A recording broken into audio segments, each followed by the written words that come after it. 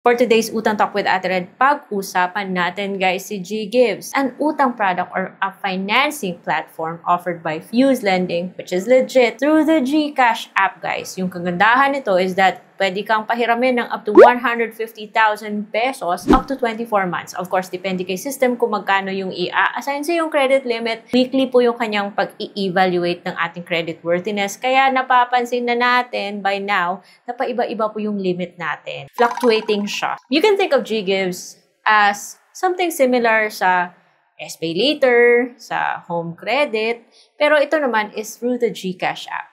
Up to now, even if it's not designed to be converted as cash, ang dami pa rin nagtatanong kung naka-convert at paano ba siya ma-convert sa cash. And this is typical sa mga those na hindi na o-offera ni GCash ng GLoan. So the short answer is yes. But in today's video, huwag muna bes. Before nyo ako i-bash, sabihin maarte, please stick around kasi dapat natin itong pag-usapan.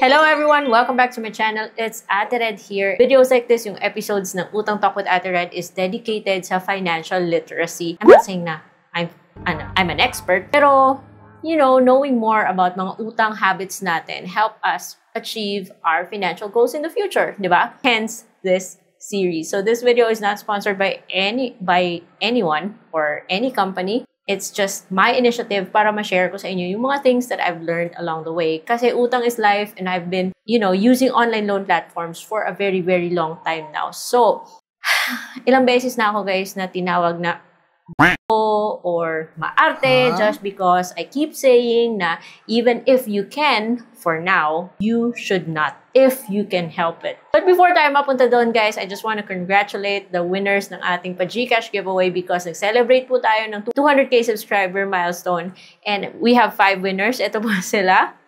And also, shout out sa kay Ivy Deleguer from Cebu City. Thank you so much for being a loyal fan dito sa channel.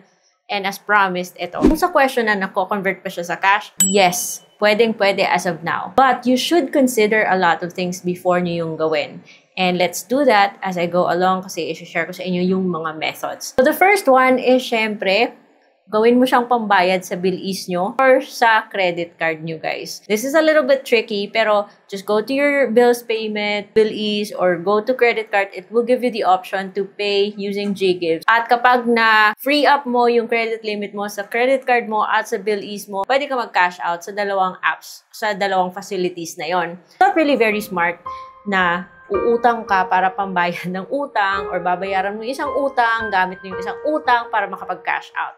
But kung makakasave ka sa interest or mas mababa yung interest ng pinaka-latest mong utang, then siguro it's a good move. Pero pag-isipan nyo guys and please weigh or compare nyo yung interest before you do that. And also, it's not a perfect solution because as mentioned kanina, hindi po si GGives intended na i-convert sa cash. So, it's not foolproof guys.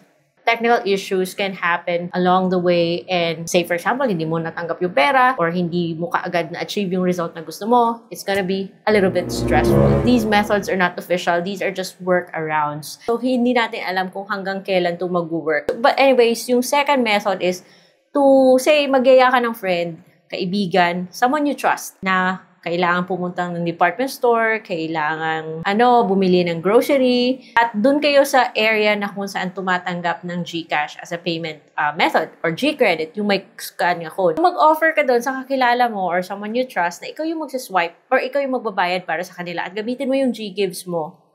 And in return, yung kakilala mo yan, yun bibigyan ka nila ng cash. That's hack number 2. Yung pinakamadali, but yung pinaka